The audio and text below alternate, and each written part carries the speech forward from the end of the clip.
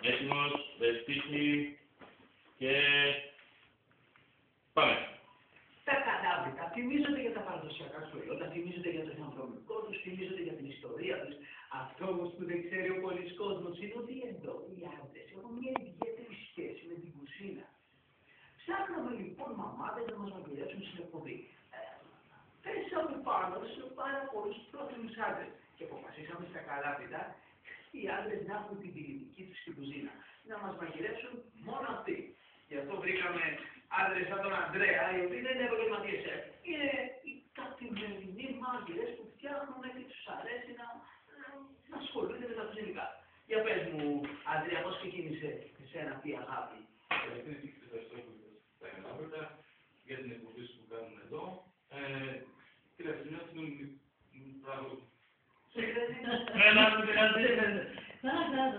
Θα ρωτήσω φύγει, πάμε.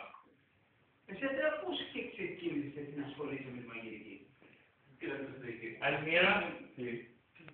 Την ασχολήση με τη μαγειρική. Κοίταξε, η ασχολία πιστεύω ότι ξεκινάει πρώτα από το μικρόβιο που έχει ο οργανισμός για να κάνει αυτό το πράγμα. Μετά, στο στρατό με ένα φίλο να σου πω και αναλυτικά, δηλαδή λίγο ασχολήθηκα, μου έδειξε κάποια πράγματα, είδα ότι έχει πάρα πολύ ενδιαφέρον.